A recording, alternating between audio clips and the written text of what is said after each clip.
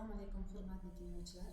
Bugun sizlar bilan biz bola tarbiyasidagi oilaning o'rni haqida mutafakkirlar ta'limoti bilan tanishamiz. Rejalarimiz bilan tanishib chiqamiz. Birinchi rejamiz oila va tarbiyaning asosiy vazifalari. Ikkinchi rejamiz mutafakkirlar fikriga ko'ra oila va tarbiyaning aloqasi. Uchinchi rejamiz oila tarbiyasining jamiyatdagi ta'siri. Birinchi rejamiz bilan tanishamiz.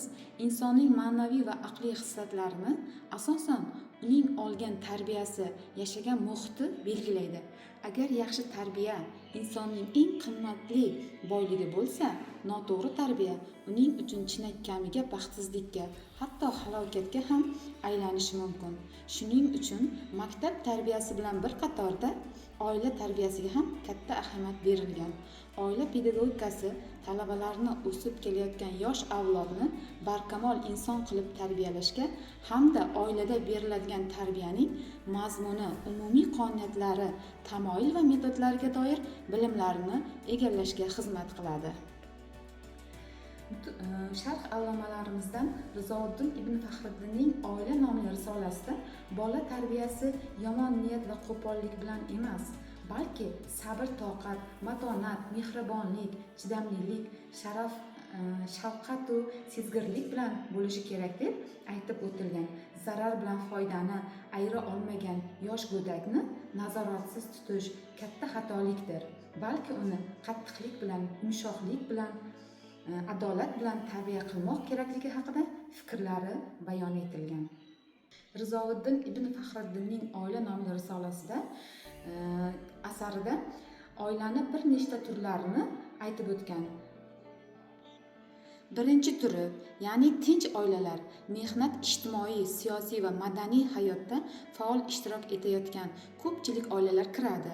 Bu turdagi oilaga ota-onalar va bolalar o'rtasida ma'naviy yaqinlik, aqlli va me'yordagi talablar bolaning ijtimoiy munosabati me'yorlarini muvaffaqiyatli o'zlashtirishga xosdir.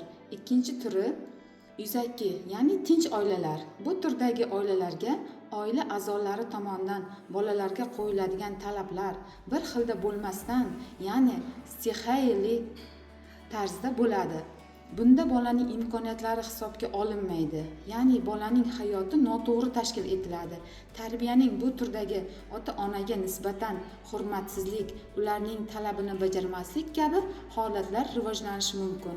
Yuzaki tinch oilalar bilan ishlashdan tarbiyachi ota-ona diqqat e'tiborini oiladagi psixologiyasiga bog'liq bo'ladi. Uchinchi oila, ya'ni notinch oilalar. Bunday turdagi oilalarda ma'naviy qiziqishlar kam bo'ladi. Bunday oilalarga ishlab chiqarish, oilaviy vazifalarga befarq munosabatda bo'lish, oilaviy an'analarga e'tibor bermaslik, uy ishlariga loqayd munosabatda bo'lishga xos bo'ladi. Bunday oilalarda bolalar qo'rs, qo'pol, urushqoq bo'lib qoladi. Kattalar va jamoat tartiblariga bo'ysunmaydi. To'rtinchi turdagi oilalar to'liqmas oilalar. Ya'ni bu turdagi oilada ota-onadan biri bo'lmaydi, ya'ni bunday oilalarda ota-onalardan birining yo'qligini bildirmaslik uchun oila a'zolaridan ham birining bolaga ta'sirini kuchaytirish, bola o'zaro munosabatlarda kamchilik sezmasligi uchun bola tarbiyasiga oiladan ketgan a'zoni boshqa qarindoshlarini jalb qilishi muhimdir.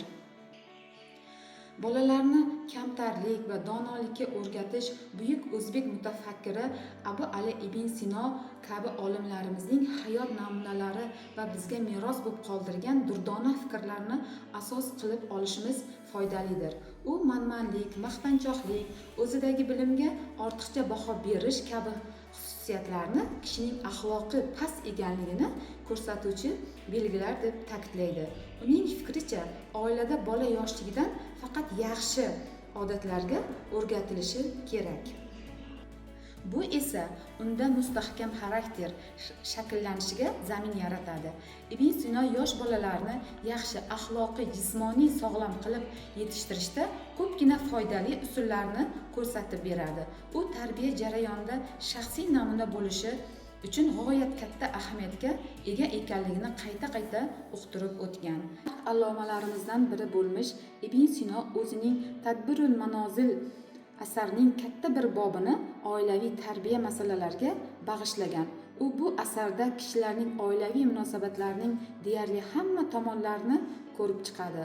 U oila boshlig'i oldiga katta talablar qo'yadi. U oilaviy tarbiyani ham amaliy ham nazariy tomonni yaxshi bilish zarurligini uqtirib o'tadi. Mutafakkir olim Abu Rayhon Beruniy o'z asarlarida ota-onalar va tarbiyachilar obro'yining bolaga ta'siri kuchi haqida ham fikr yurgizadi. Bu esa hozirgi talablarga ham javob beradi. U ota-onalarning bolalarga tarbiyaviy ta'sirining bor kuchi obro'yiga asoslanadi deydi. Biroq bu obro' tabiatdan berilmaydi, sun'iy ravishda yaratilmaydi. Qo'rquv, qo'rqitish, zo'rlik bilan erishilmaydi, balki ota-onaga nisbatan mehr-oqibatdan kelib chiqadi, deb ta'kidlaydi. Buyuk bobokalonimiz Alisher Navoiy xalqimiz rasm-rusumlari va milliy odatlarini juda nozik tushunar edi. Shu sababli inson xulq-atvori, madaniyatining hatto eng oddiy masalalari ham uning diqqatidan chetda qolmadi. Alisher Navoiy tarbiyada xatolikka yo'l qo'yish mumkin emasligini uqtiradi. Haqiqatdan ham bolani tarbiyalashda shunday xatoliklar uchraydiki, ular faqat oilaning hayotida emas, balki jamiyat hayotida ham aks ettiriladi. Oila tarbiyasida jamiyatning roli ham juda muhimdir. Jamiyat oila bilan bevosita aloqada bo'lgani, shuningdek oila tarbiyasida katta ta'sir ko'rsatadigan turli omillarni o'z ichiga oladi. Madaniyat va an'analarning ta'sirini ko'rib chiqamiz. Jamiyat o'zining madaniy, ma'naviy va axloqiy qadriyatlarini oila orqali kelajakka yetkazadi. Bunday qadriyatlar bolalarga muayyan me'yorlar va prinsiplarni o'rgatishda yordam beradi. Oila, ayniqsa jamiyatning tarbiyaviy qoidalarini o'z ichiga olgan joy bo'lib, ota-onalar bolalarga jamiyatning ijtimoiy tartiblariga rioya qilishni o'rgatadi.